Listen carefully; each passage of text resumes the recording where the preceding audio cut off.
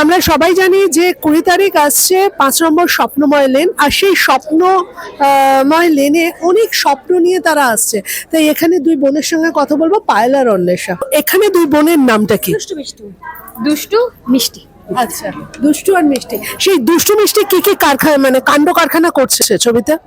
অনেক কিছু, সেটা তো দেখতে হবে, বলে দিলে হয়ে গেল, মাথার উপর দিয়ে যাবে আমরা কি কি কাণ্ড কারখানা করছি। আমরা পুরো পরিবারকে পাগল করে ছেড়েছি, কিন্তু হ্যাঁ ভালোবাসা পেয়েছি তার জন্য পরিবারের কাছ থেকে। এবং আমি আমি অ্যাকচুয়ালি দিদিকে ফলো করেছি ছবিতে। দিদি যা করেছে, হ্যাঁ দিদি যা করেছে আমি ফলো করেছি। এবং আমরা সবসময় তোমরা বলো না যে কেমিস্ট্রি, হ্যাঁ শাহরুখ কাজলের কেমিস্ট্রি, তোমরা এখানে দুই বোনের কেমিস্ট্রি দেখবে। একদম, মানে ও যা বললো, এই যে সবাইকে ও যে বললো না আমরা পুরো পরিবারকে পাগল করে ছেলেছি, সেটাও আর কি সবাইকে একসাথে রাখার জন্য। না মানে এই যে একটা আমাদের তো এখন পরিবারগুলো এই একসঙ্গে বেঁধে বেঁধে থাকা ব্যাপারটা কিন্তু আমাদের মধ্যে হয় না, কোথায় সবাই ছড়িয়ে ছিটিয়ে যায়। কিন্তু এই যে এখান থেকে আবার যেন মনে হচ্ছে একসঙ্গে বেঁধে বেঁধে থাকার মধ্যে অনেক মজা আছে। অবশ্যই, আমি নিজে একান্নবর্তী পরিবারে বড় হয়েছি এবং আমার পরিবার এখনো একান্নবর্তী পরিবারই আছে, তো সেখানেও বেশ মজা আছে।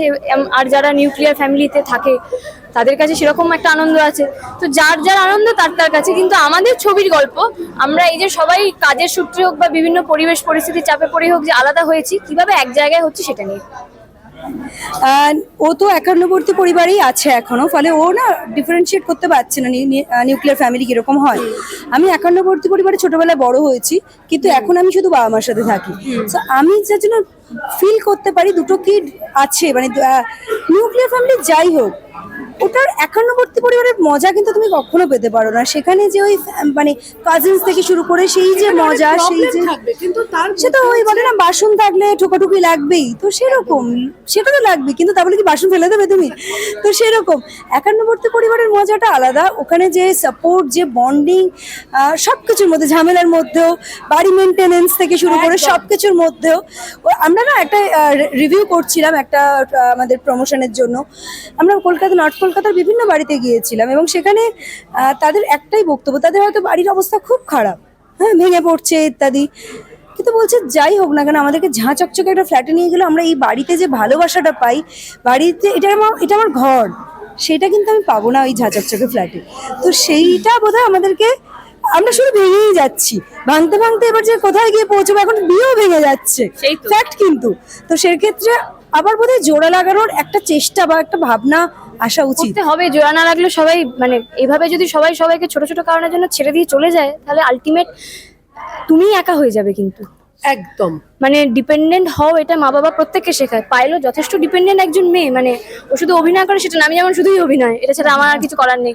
ওর কিন্তু যথেষ্ট অন্যান্য কাজ, ওর বিজনেস সবকিছু সামলেও কিন্তু এই কাজটাও করে। কিন্তু যেটা আমার মনে হয় যে আমাদেরও আমাদের আগামী প্রজন্মকে বলা উচিত যে বাবা শুধু টাকা সঞ্চয় করো না, সম্পর্ক সঞ্চয় করতে শেখো।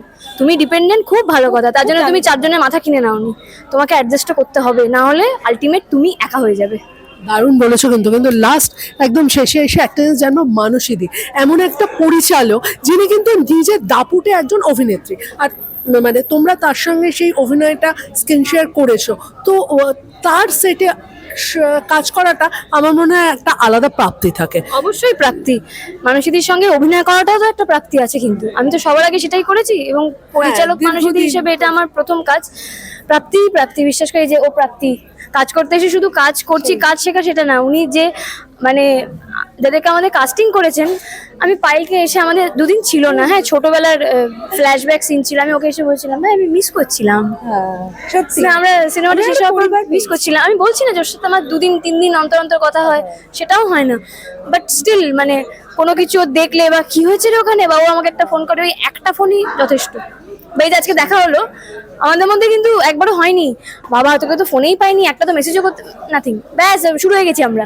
আর অপরাজিতা আড্ডা, ওনার সঙ্গে আমার অভিনয়টা প্রথম। তুই আগে করেছিস কাজ অপাদির সাথে? না, আমি অ্যাকচুয়ালি অপাদির সাথে আগে যেটুকু কাজ করেছি ওই প্রোমো লঞ্চ বা ওই লোগো লঞ্চ চ্যানেলের কাজে আর কি, যদি আমরা এক চ্যানেলে কাজ করে থাকি তখন। তাছাড়া আদারওয়াইজ অপরাজিতা আড্ডাকে কেনা চেনে, তাই না? ওনার আলাদা করে ইন্ট্রোডাকশন দেওয়ার কোনো মানে আমার আলাদা করে দরকারই পড়ে না। কিন্তু হ্যাঁ, ওনার সাথে আমরা প্রথমবার কাজ করেছি। উনি আমাদের থেকেও ছেলে মানুষ গো, মানে একটা আইসক্রিম যে আনা হয়েছে, আমরা আসছি আসি মানে শটটা দিয়ে আসি, তারপর খাচ্ছি, এখন খেয়ে যা গলে যাবে, এটা পাবি না, এটা ভালো খেতে, পাইলা না তো আইসক্রিম। আমাদের চলতো এসব। আমরা আইসক্রিম খেতে খেতে শুট করতাম, আরো কি কি করতাম। অপাতে কিন্তু আমাদের উঠবি শাশুড়ি, এবং আমরা শাশুড়িকে যেরকম জ্বালিয়েছি শাশুড়িও সেরকম জ্বালিয়েছে। মানে তোমরা ছবিটা দেখতে দেখতে তোমরাও জ্বলবে, আমরা চাই তোমরাও জ্বলো, এটার জন্য আমরা বলবো যে তোমরা ছবিটা দেখো। তার মানে বোঝাই যাচ্ছে যে 20 তারিখ আসছে 5 নম্বর স্বপ্নময় লেন, আর সেই স্বপ্নের জাদুঘরে কি কি হয়েছে এটা জানতে হলে অবশ্যই কিন্তু আসতে হবে হলে।